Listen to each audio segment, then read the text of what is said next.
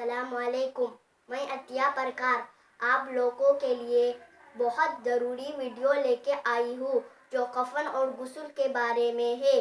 بہت جگہ سننے اور دیکھنے میں آیا ہے کہ لوگ میت کے پاس آنے سے ڈرتے ہیں۔ اس کی وجہ کورونا ہے، تو آپ لوگوں سے گزارش ہے کہ آپ لوگ سیفٹی کٹ پہن کر غسل دیں اور میت کو دفناتے وقت بھی سیفٹی کٹ پہنیں۔ یہ فارمیسی میں آسانی سے دستیاب ہے۔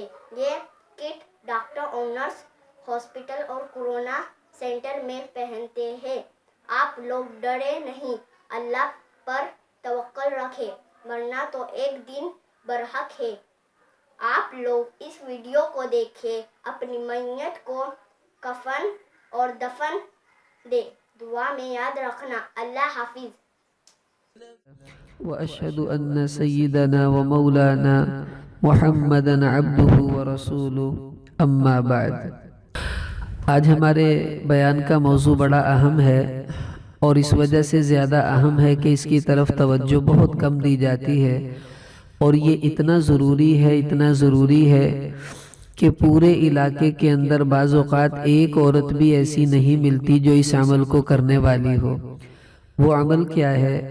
وہ عمل یہ ہے کہ اگر کوئی مسلمان عورت فوت ہو جائے تو اسلام کے اندر دستور یہ ہے کہ ہر مرنے والے کو غسل دیا جاتا ہے، کفن پہنایا جاتا ہے، پھر پورے اعزاز و اکرام کے ساتھ اس کو قبر میں اتارا جاتا ہے۔ اب غسل دیا، یہ میت کو غسل دینا، یہ کتنا بڑا اہم عجیب عمل ہے۔ اب اس کی حکمت کیا ہے کہ کیوں غسل دیتے ہیں مرنے والے کو؟ اب دیکھیے، دنیا میں کسی فنکشن میں جانا ہو تو کیسے عورتیں غسل کرتی ہیں، نئے کپڑے پہنتی ہیں، خوشبو لگاتی ہیں، تیار ہوتی ہیں۔ کیوں کہ ان کو پتہ ہے کہ ہمیں آگے فنکشن میں جانا ہے، سہیلیوں سے ملاقات ہوگی، رشتہ دار عورتوں سے ملاقات ہوگی۔ تو اسی طرح جب کوئی مسلمان مرد یا عورت فوت ہوتا ہے تو اس کے اللہ سے ملاقات ہونی ہوتی ہے۔ اس ملاقات کے لیے ہم اس کو غسل دیتے ہیں، اس کو کفن پہناتے ہیں، خوشبو لگاتے ہیں، اور پورے اعزاز و اکرام کے ساتھ اس کو قبر میں اتار کے آتے ہیں، کیونکہ اب اس مرنے والے کی اپنے اللہ سے ملاقات کا وقت آ چکا ہے۔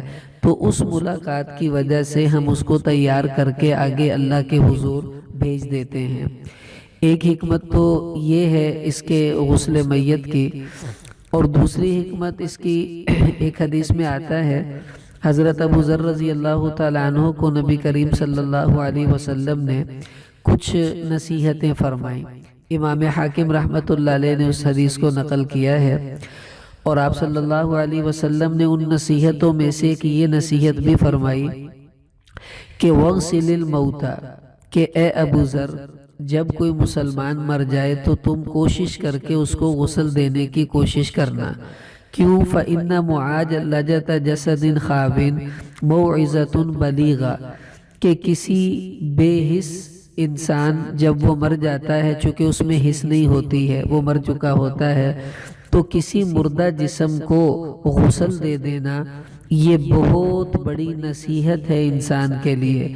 ظاہر ہے جب غسل دے رہی ہوتی ہیں تو ذہن میں آتا ہے ہماری طرح یہ بھی کھاتی تھی، بولتی تھی، ہنستی تھی، اور آج بیچاری کیسے پھٹے پر پڑی ہے، کوئی اس کو پوچھنے والا نہیں، نہ بول سکتی ہے نہ ہل سکتی ہے۔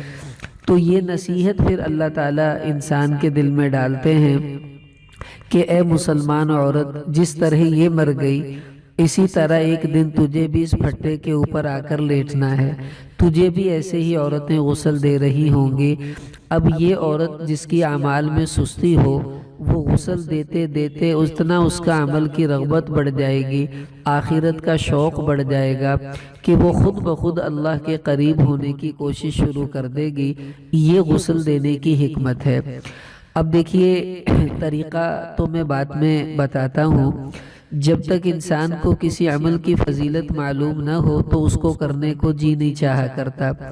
اب یقین کریں، میت کو غسل دینا اتنی بڑی نیکی ہے، اتنی بڑی نیکی ہے اگر ہمیں پتہ چل جائے تو ہم کبھی کسی مردہ عورت کو غسل دینے سے پیچھے نہ ہوں، بلکہ دوڑ دوڑ کر آگے جائیں، اتنا بڑا یہ عمل ہے۔ ایک عورت سے کسی نے کہا کہ آپ غسل دے دیں کسی مردہ عورت کو، تو وہ کہنے لگی نا نا نا نا نا، مجھے تو ڈر لگتا ہے، مردہ عورت سے مجھے ڈر لگتا ہے۔ تو مجھے جب اس بات کا پتہ چلا تو میں نے کہا اس عورت سے یہ کہو کہ مرنے والی سے جو ڈرتا ہے اس سے بڑا دنیا میں کوئی بے وقوف انسان نہیں ہوتا۔ دیکھیے، مری ہوئی عورت پر آپ گرم پانی ڈال دیں، وہ آپ کو کچھ نہیں کہتی، آپ اس کو ٹھنڈا ڈال دیں، اس نے کچھ نہیں کہنا، تھپڑ ماریں گے وہ کچھ بولے گی نہیں، اس کو گالی دیں گی وہ آپ کو کچھ کہے گی نہیں۔ یہ بیچاری جو ہل نہیں سکتی، بول نہیں سکتی، اس سے ڈرنے کا کیا مقصد ہوا؟ یہ تو بے وقوفی کی بات ہے۔ یہ بالکل ایسی ہے جیسے بچوں کے جو کھلونے ہوتے ہیں ان میں بعض اوقات شیر بھی ہوتا ہے، چیتا بھی ہوتا ہے۔ اب کوئی عورت اس بچے کے کھلونے والے شیر سے ڈرنا شروع کر دے، چیخیں مارنا شروع کر دے، تو سب کہیں گے کتنی بے وقوف عورت ہے، اصلی شیر سے تو چلو کوئی ڈرے، لیکن اس کھلونے والے شیر سے ڈرنا یہ تو کوئی عقل مندی کی بات نہیں ہے۔ بالکل اسی طرح اگر آپ کو ڈرنا ہے نا تو یہ جو آپ کے ساتھ عورتیں بیٹھی ہیں ان سے آپ کو ڈرنا چاہیے۔ ہو سکتا ہے یہ آپ کا گلا دبا دیں، ہو سکتا ہے یہ آپ کو مکہ مار دیں، ہو سکتا ہے چھری لا کے آپ کی انگلی کاٹ دیں، یہ سب کچھ کر سکتی ہیں، ان سے ہمیں کوئی ڈر نہیں لگتا۔ اور جو بیچاری کچھ بھی نہیں کر سکتی ان سے ہم ڈر رہی ہوتی ہیں۔ اب آپ ہی سوچ کر آئیے کتنی بڑی بے وقوفی ہے یہ کہنا کہ جی مجھے تو مرنے والی مردہ عورت سے ڈر لگتا ہے، میں اسے کیسے غسل دوں، مجھے تو ڈر لگے گا۔ ڈر تو زندہ لوگوں سے لگنا چاہیے، مرے ہوئے سے کیا ڈرنا، وہ تو کچھ کرنے کے قابل ہی نہیں رہی بیچاری، اس سے اب ڈرنے کی کیا ضرورت رہی۔ تو اب اس کی فضیلت سامنے ہوگی تو انشاءاللہ یہ خوف بھی ختم ہو جائے گا اور رغبت بھی پیدا ہو جائے گی۔ ابن ماجہ میں ایک حدیث آتی ہے، حضور صلی اللہ علیہ وسلم نے فرمایا کہ من غسل میتا وکفنہ، کہ جس کسی مرد یا عورت نے کسی مرد یا عورت کو غسل دیا پھر اس کو کفن پہنایا، آگے کچھ باتیں اور حضور نے بتائیں، اور آخر میں فرمایا کہ وَلَمْ يُفْشِ عَلَيْهِ مَا رَأَى، اور اگر اس نے اس مردہ عورت میں کوئی عیب دیکھا تو اس نے اس کو بتایا نہیں لوگوں کو، یعنی غسل کے دوران، تو اللہ کے نبی نے فرمایا اس غسل اور کفن دینے کی وجہ سے خرج من خطیئتہ مثل ما ولدتہ امہ، کہ جس دن یہ اپنی ماں کے پیٹ سے پیدا ہوئی تھی جیسے اس دن گناہوں سے پاک تھی، آج غسل دینے کی وجہ سے اللہ نے اس کو سب گناہوں سے پاک کر دیا۔ کتنی بڑی بات ہے، آدھا گھنٹے میں غسل کا عمل پورا ہو جائے اور ہمارے پوری زندگی کے گناہ معاف ہو جائیں، ہمیں اور کیا چاہیے۔ اور ایک حدیث میں طبرانی شریف کی روایت ہے، اس میں آتا ہے جو کوئی کسی میت کو غسل دے دے طہرہ اللہ من ذنوبہ، اللہ تعالیٰ اس کو گناہوں سے پاک کر دیتے ہیں۔ اور ایک اور حدیث میں آتا ہے، آپ صلی اللہ علیہ وسلم نے فرمایا کہ من غسل میتا فکتم علیہ، کہ جس نے کسی میت کو غسل دیا اور اس کے عیبوں کو چھپا دیا تو اللہ کے نبی فرما رہے غفر لہ 40 مرتن، تو ایک دفعہ نہیں، 2 دفعہ نہیں، 5 دفعہ نہیں، 10 دفعہ نہیں، 40 مرتبہ اللہ تعالیٰ اس کی مغفرت کا اعلان کرتے ہیں۔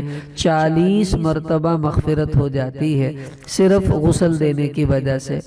اور فرمایا ومن کفن میتا، اور جس نے غسل کے بعد میت کو کفن بھی پہنا دیا تو کساہ اللہ من سندس و استبرق الجنہ، تو اللہ تعالیٰ جنت کے موٹے اور باریک ریشم کے جوڑے قیامت والے دن اس کو پہنائیں گے۔ آج ہم نے میت کو تھوڑا سا کفن پہنا دیا تو اس کے بدلے میں دیکھیے اللہ تعالیٰ کیسے قیامت والے دن ہمیں ریشم کے جوڑے پہنائیں گے۔ اب اتنی بڑی فضیلت ہے غسل دینے کی، اور ہم صرف اس وجہ سے کہ جی مجھے ڈر لگتا ہے، میں کیسے دوں گی، میں نے کبھی غسل دیا ہی نہیں ہے۔ دیکھیں ہر کام سیکھنے سے آتا ہے۔ آپ نے پہلے کبھی روٹی نہیں پکائی تھی، آہستہ آہستہ آپ کو پکانی آ گئی۔ کپڑے سینے نہیں آتے تھے، آہستہ آہستہ سینے آ گئے۔ اسی طرح کپڑے دھونے نہیں آتے تھے، آہستہ آہستہ دھونے بھی آ گئے۔ تو جب سب کام ہم آہستہ آہستہ سیکھ لیتی ہیں تو اسی طرح میت کو غسل دینا بھی ہم سیکھ لیں گے۔ اب آپ خود بتائیں، جب چھوٹے تھے ہم سب تو ہمیں تو یہ بھی نہیں پتا تھا استنجا کیسے کرنا ہے۔ آہستہ آہستہ وہ سب چیزیں ہم نے سیکھی۔ پھر ہمیں یہ معلوم نہیں تھا کہ غسل کیسے کرنا ہے، ہم نے غسل کرنا خود بھی سیکھ لیا۔ تو جیسے اپنا غسل کرنا ہم نے سیکھا تھا، بالکل ویسے ہی میت کو غسل دینا بھی ہمیں سیکھ لینا چاہیے۔ اور آج کی یہ نشست اسی لیے لگائی گئی ہے کہ آپ کو پتہ چلے کہ کسی مسلمان عورت کو غسل دینے کا طریقہ کیا ہے۔ دیکھیں، میں اس سے پہلے آپ کو ایک خلاصہ بتا دیتا ہوں۔ آپ خود غسل کیسے کرتی ہیں؟ جیسے آپ نے خود غسل کرنا ہے ویسے ہی مردہ عورت کو غسل کروایا جاتا ہے، تھوڑا سا بس فرق ہے۔ مثلا جیسے آپ غسل کرتی ہیں، کیا کرتی ہیں؟ کپڑے ہم نے اتارے، استنجا کیا، وضو کیا، جسم پہ پانی ڈالا، غسل ہو گیا۔ اسی طرح میت کو بھی اسی طرح غسل دیا جاتا ہے۔ اب یہ اس کا خلاصہ تھا، اب اس کی تفصیل تھوڑی سمجھ لیجئے۔ 5 کام ہمیں میت کے غسل اور کفن کے درمیان میں کرنے ہوتے ہیں۔ سب سے پہلا کام ہے غسل کی تیاری، کہ غسل دینے سے پہلے کچھ کام ہمیں نپٹانے ہیں تاکہ وہ تیاری ہو جائے۔ دوسرا کام استنجا، تیسرا کام وضو، اور چوتھا کام پانی ڈالنا، پانچواں کام کفن پہنانا۔ سب سے پہلا کام کیا؟ غسل کی تیاری کرنا۔ اب وہ تیاری کیسے ہوتی ہے؟ غسل کی تیاری دیکھیے، اس سے پہلے میں ایک اور بات عرض کر دوں، مجھے ابھی ذہن میں آ گئی، وہ یہ کہ گھر میں موت ہو جاتی ہے، ظاہر ہے سب کو مرنا ہی ہے، تو سب سے پہلا کام یہ کرنا چاہیے، کسی عورت کی انتقال ہوا گھر میں تو اس کی آنکھیں بند کر دیں، اس کے ٹھوڑی کے نیچے سے کپڑا ڈال کے اس کے سر کے اوپر گانٹھ لگا دیں تاکہ اس کا منہ بند ہو جائے، منہ کھلا نہ رہے، اور دونوں پاؤں کے انگوٹھوں کو کسی رسی سے باندھ دیا جائے یا کپڑے سے باندھ دیا جائے تاکہ اس کی ٹانگیں بھی سیدھی ہو جائیں۔ اسی طرح اس کے ہاتھوں کو بھی سیدھا کر دینا چاہیے۔ تو اب اگر ایسا نہیں کریں گی تو آہستہ آہستہ جسم میت کا اکڑ جاتا ہے، پھر جو چیز جہاں ہے وہ وہیں رہ جائے گی، نہ آنکھیں بند ہو سکیں گی، نہ بعد میں منہ بند ہو سکے گا، نہ ٹانگیں سیدھی ہو سکیں گی، پھر بہت زیادہ پریشانی ہوتی ہے غسل میں بھی اور کفن پہنانے میں بھی۔ اس لیے سب سے پہلے یہ کام فوراً کر دینا چاہیے۔ اس کے بعد یہ بات یاد رکھیے کہ حیض اور نفاس والی جو عورت ہے، اسی طرح جو ناپاک جنبی عورت ہے، اس کو میت کے قریب نہیں آنا چاہیے۔ حیض، نفاس والی عورت اور جنبی عورت جس نے غسل نہیں کیا ابھی تک، اس پر غسل واجب ہے، وہ کبھی بھی میت کے قریب اس کو نہیں آنا چاہیے۔ تو دوسری بات یہ کہ اب نہلائے گا کون؟ یہ بات بہت اہم توجہ اس کی ہے کہ میت کو نہلائے گا کون؟ اب شریعت یہ کہتی ہے جو اس کی سب سے قریبی رشتہ دار ہے وہ نہلائے۔ ماں مر گئی تو سب سے زیادہ حق ہے بیٹیوں کا کہ بیٹی اپنی ماں کو نہلائیں، اسی طرح بہنوں کا حق ہے وہ اپنی بہن کو نہلائیں، اسی طرح بیٹی مر گئی ہے تو ماں کا حق ہے وہ اپنی بیٹی کو نہلائے۔ اب شریعت تو یہ کہہ رہی ہے کہ بیٹیاں، بہنیں، ماں یہ غسل دے، اور ہم کیا کہتی ہیں، نہ مجھے تو ڈر لگتا ہے، میں کیسے غسل دوں۔ تیسرے چوتھے محلے سے کسی عورت کو لے کر آتے ہیں، وہ غلط سلط غسل دے دیتی ہے اور 2-3 ہزار روپے کما کے چلی جاتی ہے، اللہ اللہ خیر صلی اللہ، اور ہم نے اتنی بڑی فضیلت بھی چھوڑی اور جو ہمارا حق تھا وہ بھی ہم نے ادا نہیں کیا۔ کتنے دکھ کی بات ہے کہ جس ماں نے اس بیٹی کو پالا پوسا بڑا کیا، اس کی پیشاب پخانے کو دھوتی رہی، آج یہ بیٹی اس قدر بھی تیار نہیں کہ اپنی ماں کو غسل ہی دے دے، آج بیٹی میں اتنا بھی شوق نہیں کہ اپنی ماں کی آخری خدمت ہی کر دے۔ کتنے بڑے افسوس کی بات ہے۔ اس لیے نیت کر لیں، یہ ہماری ذمہ داری ہے، ہمارا حق ہے، شریعت نے ہمیں کہا ہے تو یہ کام ہمیں ہی کرنا چاہیے۔ تو سب سے پہلی بات کیا کہ جو میت کے قریبی رشتہ دار ہوں گے وہ اس کو نہلائیں گے۔ दूसरी बात ये कि गुस्ल देने के दौरान हैज़ वाली औरत, निफास वाली औरत, नापाक औरत ये गुस्ल में शरीक नहीं होगी, बिल्कुल इसको इजाज़त नहीं है। जो औरतें पाक हैं वही गुस्ल में शरीक हो सकती हैं, नापाक औरत मैयत के गुस्ल में शरीक नहीं होगी। अब जो रिश्तेदार औरतें हैं, अब उन्होंने गुस्ल देना है, वो गुस्ल देने के लिए तैयार हो गई हैं। अब उनको क्या करना है, चलो इधर, ओए चलो भाग। अब उनको क्या करना है, सबसे पहले गुस्ल की तैयारी करनी है। अब गुस्ल की तैयारी क्या है कि आप पहले तो मस्जिद से चारपाई मंगवाएं जिस पर मैयत को लिटाना है, फिर मस्जिद से फट्टा मंगवाएं जिसके ऊपर मैयत को लिटाना है गुस्ल के लिए। वो जब तक नहीं आएगा तो आप गुस्ल कैसे देंगे। अब ये काम पहले करने के हैं कि पहले ही मस्जिद से फट्टा वगैरह मंगवा लें और गुस्ल से पहले ही पानी को गर्म कर लें। नीम गर्म पानी से गुस्ल देना चाहिए, बहुत ज़्यादा गर्म भी ना हो, बहुत ज़्यादा ठंडा भी ना हो, और मुमकिन हो तो बेरी के पत्ते पानी में डाल लें। असल में पहले ज़माने में साबुन वगैरह तो होते नहीं थे, तो बेरी के पत्ते डाल दिए जाते थे, जिसकी वजह से थोड़ा बहुत पानी के अंदर जो है ऐसी चीज़ पैदा हो जाती थी जिसकी वजह से मैल जिस्म से उतर जाता था। अब चूँकि साबुन है, अगर बेरी के पत्ते ना भी मिले तो कोई परेशानी की बात नहीं, ये ज़रूरी नहीं है डालना, सिर्फ मुस्तहब है। और पानी को गर्म भी कर लेना चाहिए। अब पहले से पानी गर्म हो गया, फट्टा मंगवा लिया, चारपाई मंगवा ली, अब और क्या काम करने हैं, साबुन ले लें। देखें एक बात याद रखें, जो घर में बर्तन हम आम तौर पर इस्तेमाल करते हैं, गुस्ल के दौरान उन्हीं बर्तनों को इस्तेमाल कर लें, इसमें कोई हर्ज की बात नहीं है। जो साबुन घर में इस्तेमाल हो रही है वही साबुन मरने वाली औरत के लिए भी इस्तेमाल हो सकती है।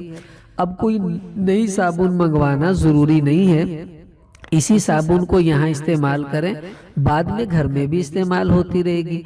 बड़े अफसोस की बात है, मुझे बड़ी बाज़-औक़ात हंसी आती है, औरतें कहती हैं नहीं नहीं नहीं नहीं नहीं, मरने वाली औरत की सारी जूतियां घर से निकाल दो, इसकी जो है ये साबुन जो है ये भी फेंक दो, और जनाब इसका जो है जो जो चीज़ें तौलिया वगैरह इसके इस्तेमाल हुआ है गुस्ल में, वो सब चीज़ें फेंक दो। क्यों फेंक दो, इसलिए कि इसमें मुर्दे की रूह आ जाती है, और इस डर की वजह से वो सारी औरतें क्या करती हैं, इन चीज़ों को फेंक देती हैं। अच्छा, वैसे आप औरतें एक बात तो सोचकर मुझे बताएं कि मैयत की साबुन में उसकी रूह आ जाती है, इसी तरह मैयत की तौलिए में भी रूह आ जाती है, उसकी चरपाई में भी रूह आ जाती है। क्या ऐसा होता है कि मैयत के जेवर में भी रूह आ जाती हो, या आपने कभी जेवर फेंक दिया हो कि इसको भी फेंको इसमें मैयत की रूह ही ना आ जाए। मैयत ने जो 2-4 लाख रुपए जोड़े हुए थे उसमें मैयत की रूह नहीं आती कभी, वो भी फेंक देने चाहिए। लेकिन कितनी हमारी अकल अजीब है कि जेवर, घड़ी, उसके मेकअप का सामान और उसकी पैसे, इनमें तो उसकी रूह नहीं आती, बाकी जो हमारे चीज़ें नहीं है उसमें चूँकि उसकी रूह आ जाती है वो हम फेंक देते हैं। तो ये बहुत दुख की बात है, ये तो जाहिलों के काम हैं। जिस तरह मैयत के जेवर में उसकी रूह नहीं आती, उसके कपड़ों में और जनाब उसके जो महंगे महंगे चीज़ें थी उनमें उसका वो नहीं आती रूह, तो इसी तरह उसकी साबुन और तौलिए में भी उसकी रूह नहीं आती, उसकी चारपाई में भी उसकी रूह नहीं आती। तो इन चीज़ों को घर में हम इस्तेमाल कर सकते हैं, इनको सदका करना, फेंकना ये बहुत बुरी बात है। खुद इस्तेमाल करें, इसमें कोई हर्ज की बात नहीं है। तो पानी गर्म कर लिया, चारपाई फट्टा मंगवा लिया, इसी तरह कॉटन रोल मंगवा लें, रुई, क्योंकि वो गुस्ल के दौरान इस्तेमाल करनी पड़ती है। ऐसे ही टिश्यू मंगवा लें, इसलिए कि मिट्टी के ढेलों से इस्तिंजा करवाना मुश्किल है, अब मिट्टी कहाँ शहरों में मिलती है, तो इसलिए टिश्यू मंगवा लिया जाए, फिर उसी से इस्तिंजा करवाया जा सकता है। और रंगदार चादर, देखें एक बात खूब अच्छी तरह समझ लें, औरतों की आदत यह है कि वो जो चादर कफन के कपड़े की होती है वही औरत के ऊपर डाल देती हैं, फिर गुस्ल देना शुरू कर देती हैं। हालांकि बिल्कुल साफ वाज़ेह बात है कि इस तरह अगर चादर वादर डाल दी जाए तो चूँकि वो चादर ऐसी अजीब होती है, पतला कपड़ा होता है, उसकी वजह से फिर क्या होता है कि जो سطر ہے میت کا جس کو چھپانا فرض تھا وہ چھپتا نہیں ہے، وہ ظاہر ہو جاتا ہے، نظر آتا رہتا ہے، اور جو مقصد تھا وہ بالکل فوت ہو جاتا ہے۔ اس لیے خوب اچھی طرح سمجھ لیجئے، وہ جو کفن والا کپڑا ہے اس کو ڈال کر کبھی بھی غسل نہیں دینا، بلکہ جو گھر میں رنگ دار چادریں جو چارپائیوں پہ بیڈ شیٹ وغیرہ ہوتی ہیں ویسی کوئی چادر یا کوئی دوپٹہ رنگ دار وہ لیں، وہ ڈالنا چاہیے۔ تو یہ ہے غسل کی تیاری کا سامان: کاٹن، ٹیشو، رنگدار چادر، صابن، پانی کو گرم کرنا، پھٹا وغیرہ منگوانا، اور اس کے بعد ایسے پردے والی جگہ میں غسل دینے کے لیے پہلے سے جگہ بنانا کہ جہاں آنے جانے کا راستہ بھی نہ ہو، پردہ بھی ہو، اور پانی بہنے کا جو ہے وہ تنگی بھی نہ ہو، پانی بھی نکل جائے اس کا۔ اس کے بعد آپ نے کیا کرنا ہے، میت کو اٹھا کر پھٹے پر رکھنا ہے۔ پھٹا قبلہ رخ اس کی ٹانگیں نہ ہوں بلکہ وہ شمال اور جنوب کی طرف بچھایا جائے۔ بہتر یہ ہے کہ غسل کے دوران جس طرح ہم سوتے ہیں اور ہم دائیں طرف کروٹ کر کے ہمارا چہرہ قبلے کی طرف ہوتا ہے، تو میت کو بھی ایسے لٹائیں کہ اس کا دائیں طرف جو ہے وہ قبلے کی طرف چہرہ ہو سکے، تو ٹانگیں شمالن جنوباً اس کو لٹایا جائے۔ اس کے بعد کیا کرنا ہے، لٹانے کا طریقہ کیا ہو پہلے یہ بھی سمجھ لیں۔ یہ نہیں کہ دو عورتوں نے ٹانگیں پکڑی، دو نے اس کا کندھا، تو اگر وزنی ہوگی تو اس کی ریڑھ کی ہڈی کٹک کر کے ٹوٹ جائے گی اور میت اکٹھی ہو جائے گی۔ اس لیے کوشش یہ کریں اس کی کمر کے نیچے سے ایک رومال، کوئی چادر نکال کر اس کو دونوں طرف سے پھر پکڑیں تاکہ اس کو سہارا ہو۔ ایک عورت وہ درمیان سے رومال کو پکڑے، پھر دو عورتیں ٹانگوں کی طرف، دو بازو کی طرف ہو کر یوں اٹھا کر اس کو میت کو اس کے اوپر پھٹے کے اوپر لٹانا چاہیے۔ اب آپ نے لٹا دیا، اس کے بعد کیا کرنا ہے، میت کے کپڑے اتاریں۔ اب دیکھیے روایتوں میں آتا ہے کہ مردہ کو ایسے ہی تکلیف ہوتی ہے جیسا کہ زندہ کو تکلیف ہوتی ہے۔ اب یہ مطلب نہیں ہے کہ ہم نے وہ کپڑے سالم ہی اتارنے ہیں۔ اب چونکہ وہ اترنے میں میت کو تکلیف ہوگی تو کینچی لے کر ان کپڑوں کو کاٹ دینا چاہیے۔ نیفے سے پکڑیں گلے تک کاٹ دیں، بازو کے نیچے سے پکڑیں کندھے تک کاٹ دیں، دوسرا بازو بھی ایسے کاٹ دیں، بس وہ نیچے سے کھینچ لیں، قمیص اتر گئی۔ اب یہاں بہت توجہ سے مسئلے کو سمجھ لیں۔ مسئلہ یہ ہے کہ جس طرح زندہ عورت کا سطر دیکھنا حرام ہے، چھونا حرام ہے، اسی طرح مری ہوئی عورت کا سطر دیکھنا بھی حرام ہے اور اس کو چھونا بھی حرام ہے۔ بالکل اجازت نہیں ہے کہ مردہ عورت کے سطر کو چھوا جائے یا اس کو دیکھا جائے۔ اب وہ سطر کون سا ہے؟ دیکھیں، ناف سے لے کے گھٹنے تک کا حصہ یہ مردوں کا بھی سطر ہے، یہی سطر عورت کا عورت سے بھی ہے۔ یعنی ناف سے اوپر کا حصہ اگر کھلا ہے غسل کے دوران تو یہ گناہ نہیں ہے، بہتر ہے اس کو بھی چھپا لیا جائے، لیکن اگر نہ چھپے تو کوئی گناہ کی بات نہیں ہے۔ لیکن ناف سے لے کے گھٹنے تک کا حصہ تو لازمی چھپانا چاہیے۔ وہ جو رنگدار چادر ہے وہ پہلے ناف کے اوپر ڈالیں، گھٹنوں تک سے نیچے تک وہ چلی جائے، اس کے بعد پھر شلوار کو کھینچ لیا جائے۔ اب جو ہے وہ کپڑے اتر گئے، اب غسل دینا ہم نے شروع کرنا ہے۔ اب غسل دینے کے لیے کیا کرنا ہے؟ سب سے پہلا کام تو یہ ہے کہ مری ہوئی عورت، اب جیسے میں نے عرض کیا ہم نے غسل کرنا ہے ویسے ہی کروانا ہے۔ اب جب ہم نہاتے ہیں تو کپڑے اتارنے کے بعد سب سے پہلے استنجا کرتے ہیں، عورت کو بھی استنجا کروانا ہے۔ لیکن میں نے ابھی بتایا ہے کہ عورت مری ہوئی کے سطر کو جیسے دیکھنا حرام ہے ایسے ہی چھونا بھی حرام ہے۔ اب ہاتھ نہیں لگا سکتے تو کیا کریں گی؟ ہاتھوں پر گلوز چڑھا لیں۔ اگر گلوز میسر نہیں ہیں تو کفن کے ساتھ ایک چیز ہوتی ہے، اس کو لفافہ کہا جاتا ہے، چھوٹی سی تھیلی ہے، وہ ہاتھ کے اوپر چڑھا کر کپڑے کی اس کو لپیٹ لیں۔ پھر اپنے ہاتھ میں مٹی کا ڈھیلا، الٹے ہاتھ پر ڈھیلا یا ٹیشو پکڑیں اور پھر میت کو استنجا کروائیں۔ تھوڑا سا ٹانگیں اوپر اٹھا لیجئے اور اس کے بعد استنجا کروا کے اس ٹیشو کے رول کو الگ ڈبے میں کہیں ڈال دیا جائے۔ استنجا ہو گیا، اب اپنے ہاتھ سے وہ ٹیشو جو آپ نے لفافہ لپیٹا تھا اس کو اتار دیجئے۔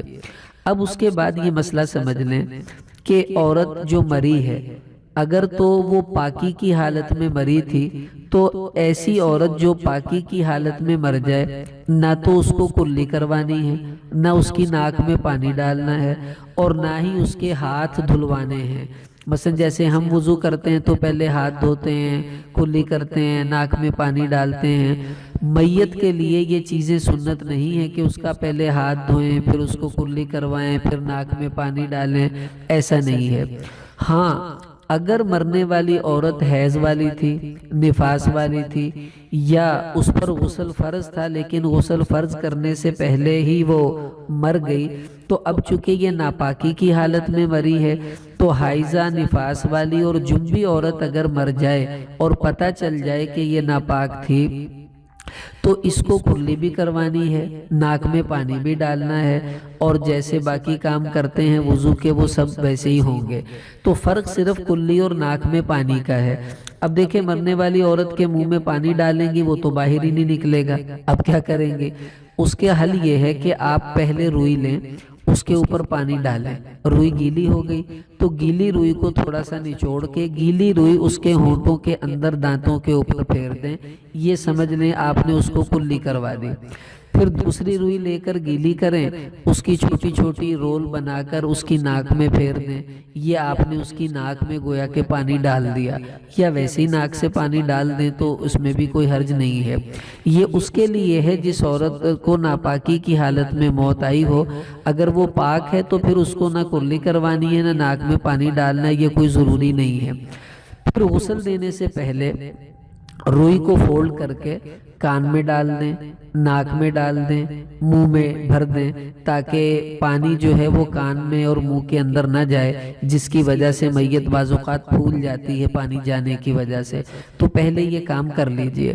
اب اس کے بعد ہم نے غسل شروع کیا، میں نے عرض کیا اگر وہ ناپاک تھی تو اس کو کلی ناک میں پانی ڈالیں، نہیں ہے تو سب سے پہلے اس کا منہ دھونا ہے۔ اب جب منہ دھو دیا ہم نے، اس کے بعد پھر ہم نے اس کا دایاں بازو دھویا، ہاتھ بھی بیچ میں دھل گئے، بایاں بازو دھویا، ہاتھ بھی بیچ میں دھل گئے۔ اب ہم یہ اس کو وضو کروا رہے ہیں۔ اس کے بعد ہم نے ہاتھوں پر پانی ڈال کر اس کے سر کا مسح کروایا، کان کا مسح کر دیا، اس کے بعد گردن پر ہلکا سا ہاتھ پھیر دیا۔ پھر اب اس کے پاؤں دھونے ہیں، 3 دفعہ چہرہ دھلوایا تھا، 3 دفعہ بازو، 3 دفعہ ہی اس کے پاؤں۔ پہلے دایاں پاؤں دھوئیں، اس کے بعد بایاں پاؤں دھوئیں، اور اب یہ وضو پورا ہو گیا ہے۔ اب جب ہم نے وضو کروا دیا، اب میں نے عرض کیا تھا 5 کام ہیں غسل کی تیاری، نمبر 2 استنجا، نمبر 3 وضو، اب چوتھا کام ہے پانی کا بہانا۔ اب میت کے اوپر پانی خوب اچھی طرح بہائیں، اس میں ضروری نہیں ہے جو غسل دے رہی ہیں انہوں نے پانی بہانا ہے، آپ ایسا کریں مثلا 2-3 عورتیں غسل دے رہی ہیں تو میت کی جو باقی رشتہ دار عورتیں ہیں جو غسل میں شریک نہیں ہیں ان سے کہیں آئیں آپ بھی 1-1 2-2 ڈول پانی کے ڈالیں، تاکہ آپ کو ثواب بھی مل جائے اور آپ کو فضیلت بھی مل جائے جو اس کی وجہ سے ملنی ہے سب کو، اور آپ کا حق بھی ادا ہوگا رشتہ داری کی وجہ سے۔ اب یہ سب پانی اچھی طرح جب ہم نے ڈال دیا، اب میت کے سر کے اوپر صابن لگائیں، صابن لگا کے آہستہ آہستہ نرمی کے ساتھ بالوں کو رگڑیں، اسی طرح نرمی کے ساتھ اس کے پورے جسم کے اوپر صابن لگائیں، لیکن ناف سے لے کے گھٹنے تک کا جو حصہ ہے یہاں پر صابن اگر لگانے کی ضرورت پیش آئے تو ہاتھ کے اوپر کپڑا چڑھا کر لگانی ہے، ویسے ہاتھ نہیں لگانا میت کے سطر پر، یہ بہت سخت گناہ ہوگا۔ اب جب ہم نے سارے جسم پر صابن وغیرہ لگائی، نرمی سے اس کے پاؤں کی میل اتاریں، ہاتھوں کی میل نرمی نرمی کے ساتھ اتاریں، سخت ہاتھ نہیں لگانا اور نہ ہی اور کسی قسم کی کوئی چیز استعمال کرنی ہے، بس ہاتھوں سے جتنا کر سکتی ہیں وہ کرتی جائیں۔ اب اس کے بعد آپ نے کیا کیا، پھر پانی بہا دیں اس کے اوپر۔ اب میت کو بائیں کروٹ پر لٹائیں، لیفٹ سائیڈ پر اس کو کروٹ دے کر اس کی کمر کے نیچے دائیں طرف کا سارا پانی وغیرہ ڈالیں، کیونکہ نیچے پانی صحیح طرح نہیں پہنچا ہوگا۔ پھر میت کو رائٹ سائیڈ پر لٹا کر کلوٹ دیں، پھر اس کے نیچے کمر کے پانی بہائیں اور باقی جسم پر پانی بہائیں۔ اس کے بعد آپ نے کیا کرنا ہے، میت کے پیچھے کمر سے سہارا دے کر اس کو بٹھانا ہے، تھوڑا سا اوپر کو بٹھا کر ایک عورت میت کے پیٹ پر نرمی کے ساتھ ہاتھ ملے، آہستہ آہستہ اوپر سے نیچے کی طرف ہاتھ کو ملے۔ اب یہ ہم کیوں مل رہے ہیں؟ اس لیے کہ اگر اس کے معدے میں کوئی پاخانہ وغیرہ رکا ہوا ہوگا تو وہ ہاتھ کے دبانے کی وجہ سے خارج ہو جائے گا۔ جب وہ خارج ہو تو پانی بہا کر اس کو آگے کو کر دیں، دوبارہ غسل دینے کی ضرورت نہیں ہے، بس غسل وہی تھا جو ہو گیا ہے۔ اگر کچھ نہیں خارج ہوا تو کوئی مسئلہ نہیں ہے، لیکن ایسا کرنا چاہیے۔ اگر آپ نے اس وقت یہ نہ کیا، بعد میں جب آپ اس کو اٹھا کر کفن کے اوپر لٹائیں گی تو اس وقت خدا نہ خواستہ وہ خارج ہو گئی نجاست، تو پھر کفن بھی ناپاک ہوگا اور بہت زیادہ پریشانی ہو جائے گی۔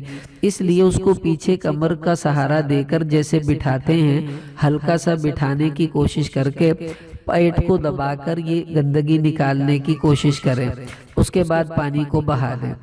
اب کیا ہوا، آپ نے سارے جسم پر پانی بھی بہا دیا، صابن لگا کر اس کو صاف بھی کر دیا ہے۔ اب یہ میت کا جو غسل تھا وہ مکمل ہو گیا ہے۔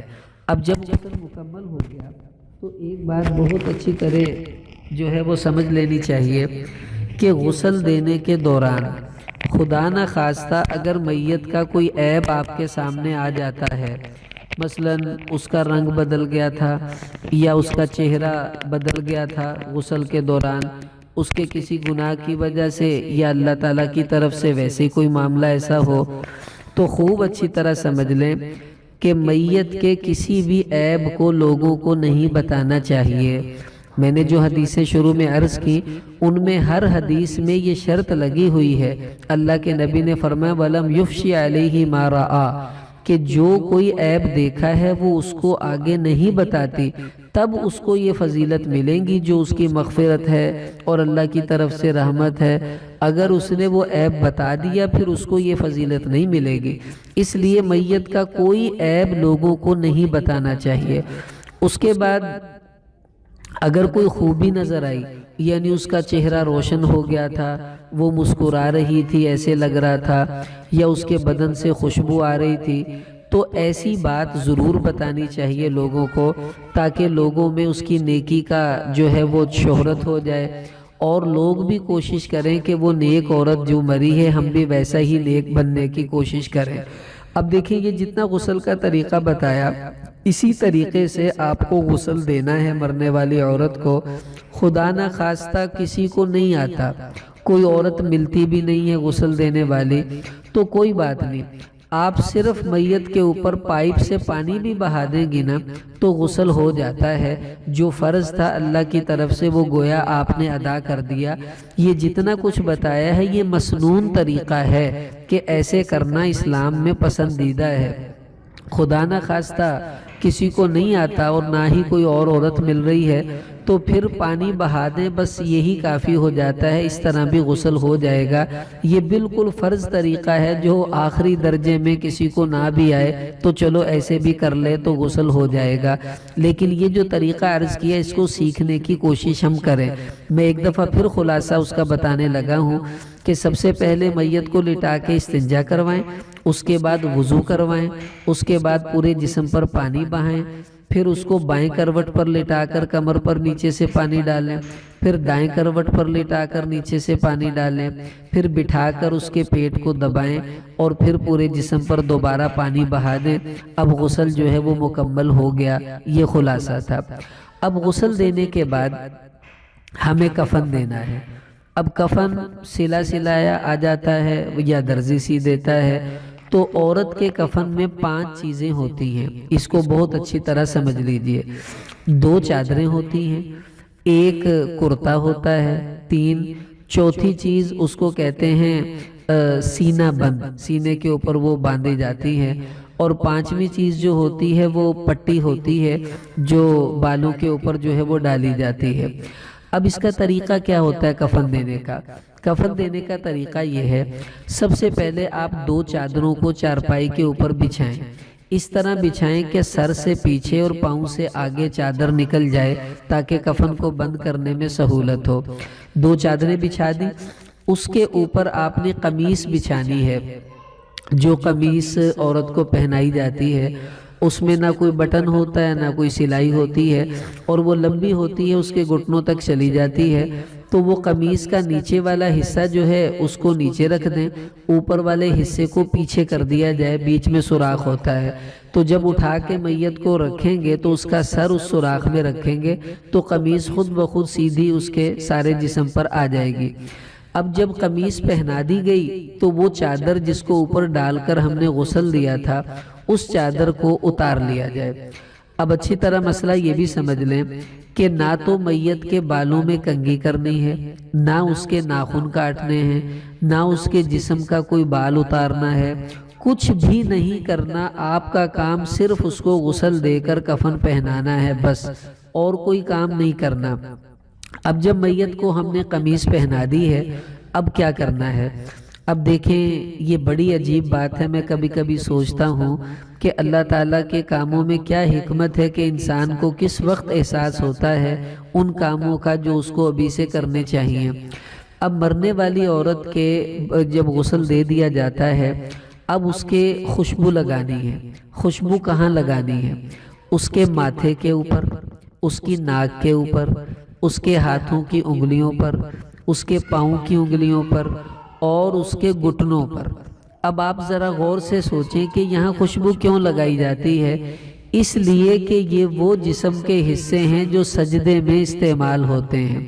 جب ہم سجدے میں جاتی ہیں تو ہمارے دونوں پاؤں کی انگلیاں، گھٹنے، ہاتھوں کی انگلیاں، ناک اور پیشانی، یہ سب کچھ زمین پر لگا ہوتا ہے۔ تو یہی وہ چیزیں ہیں آج اللہ نے جن پر خوشبو لگوائی ہے، یہ بتانے کے لیے کہ جسم کا جو حصہ سجدے میں لگا ہوا ہوتا ہے اللہ کو وہ پورے جسم میں سب سے زیادہ پسندیدہ اور عزیز ہوتا ہے۔ تو اس سے پتہ چلا نماز کتنی بڑی دولت ہے۔ آج اللہ نے دکھا دیا مری ہوئی عورت کو کہ چاہے تو نے پوری زندگی میں ایک بھی سجدہ کیا تھا، دیکھ آج تیرے سجدے والی جگہ کا کیسا اکرام ہو رہا ہے۔ وہ ہونٹ جس پر تو لپسٹک لگاتے تھکتی نہیں تھی، وہ گال جن کے اوپر تو لالیاں لگاتی تھکتی نہیں تھی، آج وہاں کوئی خوشبو نہیں لگ رہی، اور پورے جسم پر کہیں خوشبو نہیں ہے، صرف سجدے والی جگہوں پر خوشبو لگائی جا رہی ہے۔ یہ ہے اکرام اور اعزاز جو اللہ تعالیٰ آج جو ہے وہ اس عورت کا کر رہے ہیں۔ اب خوشبو لگانے کے بعد ہم نے کیا کرنا ہے کہ سب سے پہلے عورت کے جو بال ہیں ان کو دو حصوں میں تقسیم کر دیں گے، یعنی جو بال ہیں ان کو پیچھے سے نکال کر کچھ بال اس کے دائیں کندھے کی طرف سے، کچھ بائیں کندھے کی طرف سے نکال کر عورت کے سینے پر بالوں کو لمبا کر کے جمع کر دیں گے، کنگھی نہیں کرنی۔ پھر کیا کرنا ہے، جو اوڑھنی ہے وہ تھوڑا لمبی دوپٹے کی طرح ہوگی، وہ عورت کے سر اور بالوں کے اوپر اوڑھنی کو لپیٹ دیا جائے، نہ اس کو باندھنا ہے نہ اس کو مروڑنا ہے، صرف عورت کے سر کے بال جو ہے چھپانا مقصود ہے کہ سر اور بال چھپ جائیں۔ حالانکہ کفن میں بھی چھپ جائیں گے لیکن ان کو الگ سے چھپایا جا رہا ہے۔ اب آپ ذرا غور سے سوچئے اس منظر کو۔ اللہ تعالیٰ کہہ رہے ہیں کہ اے میری بندی، چاہے تو نے پوری زندگی اپنے سر کو نہیں ڈھانپا تو ننگے سر پھرتی رہی، لیکن دیکھ آج جب تو مجھ سے ملنے آ رہی ہے، مجھے تیری جو حالت پسند ہے وہ یہ ہے، اس حالت میں تو نے میرے پاس آنا ہے۔ بے نظیر بھی بیچاری مری تو اس کے ساتھ بھی ایسا ہی کیا گیا، اور جو عورت مرے گی مسلمان چاہے وہ پوری زندگی سر پہ دوپٹہ نہ رکھے لیکن مرنے کے بعد تو سر پہ دوپٹہ رکھنا ہی پڑے گا۔ وہ ایک سانپ تھا، کسی نے اس کو کہا بھائی تو سیدھا سیدھا چلا کر ٹیڑھا ٹیڑھا کیوں چلتا ہے؟ اس نے کہا اچھا چلوں گا۔ پھر کیا ہوا، ایک دن وہ آدمی گزرا تو اس نے دیکھا وہ سانپ بالکل سیدھا پڑا ہوا تھا۔ اس نے کہا آج تو بڑا سیدھا لٹکا ہوا، بھی کیا کہنے اس کے، میری بات مان لی۔ لیکن جب اس نے قریب جا کر دیکھا تو وہ سانپ مر چکا تھا اور سردی کی وجہ سے اکڑ کر بالکل سیدھا ہوا پڑا تھا۔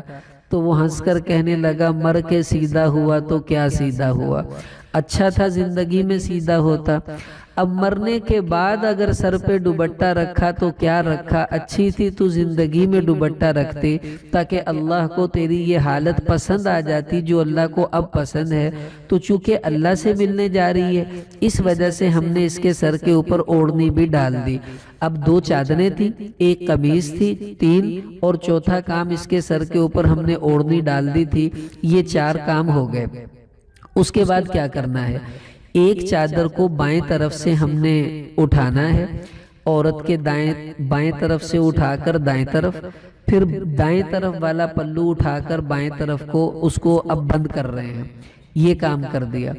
اس کے بعد جو سینہ بند ہے، سینہ بند کیا ہوتا ہے، عورت کی چھاتی سے لے کے اس کے ناف تک، یہ بہتر ہے اتنا ہو جائے تو کافی ہے، ورنہ اس سے زیادہ اچھا ہے چھاتی سے لے کے اس کے گھٹنوں تک لمبا وہ ہوتا ہے کپڑا، اس کو عورت کے سینے کے اوپر ڈال کر پھر اس کو نیچے فولڈ کر دیتے ہیں تاکہ جب اس کی میت کو لے جائیں تو اس کے جسم کی حرکت دوسروں کو معلوم نہ ہو، اس کو سینہ بند کہا جاتا ہے۔ تو ایک چادر ہم نے فولڈ کی، 2 چادریں تھی، ایک فولڈ کر دی ہے، پہلے بائیں سے دائیں پھر دائیں سے بائیں والا حصہ، اس کے بعد سینہ بند عورت کے اوپر ہم نے باندھ دیا تاکہ اس کا جسم حرکت نہ کرے۔ اب ایک چادر اور بچھی ہوئی تھی نیچے، وہ بھی ہم نے اسی طرح پہلے اس کا لیفٹ والا حصہ اٹھا کر ہم نے دائیں طرف کیا، پھر رائٹ سائیڈ کو اٹھا کر لیفٹ سائیڈ کی طرف کر دیا۔ اب یہ اس کا کفن بالکل بند ہو چکا ہے۔ اب کفن جب ہم نے چارپائی پر بچھانا تھا تو 3 رسیاں، ایک پاؤں کی طرف، ایک سر کی طرف، ایک کمر کی طرف، وہ پہلے بچھا لیتے ہیں، کیونکہ جب کفن بند کر دیا تو اب پاؤں کی طرف والی رسی ہے اس کو باندھ کر گانٹھ لگا دیں، کمر کی طرف والی رسی کو کھینچ کر کفن کو گانٹھ لگا دیں، اور چہرے والی طرف سے بھی ہلکی سی گانٹھ لگا دیں۔ اب اگر کسی عورت نے بعد میں اس کو دیکھنا ہے تو وہ دیکھتی رہے گی، اور اس کے بعد جو ہے اسی طرح اس کے چہرے کو بند کر دیا جائے۔ اب یہ مکمل طریقہ سنت کے مطابق جو تھا وہ آپ کے سامنے عرض کر دیا گیا ہے کہ عورت کو غسل کیسے دینا ہے، اس کو کفن کیسے پہنانا ہے۔ ایک بات اچھی طرح سمجھ لیں، جیسے خود سے آپ روٹی پکانا سیکھنا چاہیں تو نہیں سیکھ سکتی جب تک آپ ایک مرتبہ کسی کو روٹی پکاتے ہوئے خود نہ دیکھ لیں۔ جب دیکھیں گی پھر کوشش کریں گی تو آپ کو بھی پکانی آ جائے گی۔ اسی طرح سن لینے سے کفن اور غسل دینا یہ سمجھ میں نہیں آئے گا جب تک آپ خود ایک مرتبہ شریک ہو کر یہ کام نہیں کریں گے۔ اب اگر کہیں کوئی ایسا موقع آئے غسل دینے کا تو آپ نیت کریں کہ میں انشاءاللہ اس میں جاؤں گی، خود شریک ہوں گی اور دیکھوں گی کہ کیسے انہوں نے غسل دیا ہے، اور خود بھی ساتھ ساتھ دینے کی کوشش کریں۔ ایک مرتبہ اگر آپ نے کسی میت کو غسل دے دیا تو آپ کو خود بخود غسل دینا آ جائے گا۔ یہ کوئی مشکل کام نہیں ہے، کوئی اتنا ٹیکنیکل کام نہیں ہے کہ جس کو سیکھنے کے لیے آپ کو کوئی کورس کرنا پڑے گا، بالکل آسان سا کام ہے۔ اب دیکھیے، تمام مستورات سے درخواست ہے نیت کر لیں، یہ اتنی بڑی فضیلت کی بات ہے۔ ہم سمجھتے ہیں کہ لو میں کیوں غسل دوں، یہ کوئی گھٹیا کام نہیں ہے، سعادت کی بات ہے کہ کسی مسلمان بہن کو جاتے جاتے ہم اس کی خدمت کر دیں، اس کے کام آ جائیں، اللہ کی رضا کے لیے ہم اس کے ساتھ یہ نیکی کر دیں، یہ تو ہماری سعادت ہے، بجائے اس کے کہ ہم اس کو اپنے لیے بوجھ سمجھیں یا کوئی اپنے اوپر آفت سمجھیں، یہ سعادت سمجھیں۔ دوسرا یہ کہ ڈرنا چھوڑ دیں، مرنے والی عورت کچھ نہیں آپ کا بگاڑے گی، آپ بے فکر ہو جائیں، جب زندہ وہ آپ کا نہیں بگاڑ سکے تو بیچاری مر کے اب اس نے کیا کہنا۔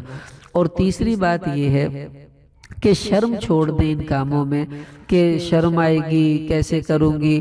دین سیکھنے میں شرم کرنے سے انسان بہت پیچھے چلا جاتا ہے، ہمیں تو آگے بڑھ کر ان کاموں کو سیکھنا چاہیے اور ان کاموں کو کرنا بھی چاہیے۔ اب نیت کر لیں، اپنے جتنے رشتہ دار، اپنے محلے دار، ان کو پیغام دے دیں کہ آج کے بعد اگر کسی کو میت کو غسل دلوانا ہے تو میں انشاءاللہ ہر وقت تیار ہوں، مجھے بتائیے، میں آ کر غسل دے دیا کروں گی۔ یوں آہستہ آہستہ آپ دوسروں کو بھی سکھانے کی کوشش کریں تو انشاءاللہ یہ کام ہو جائے گا۔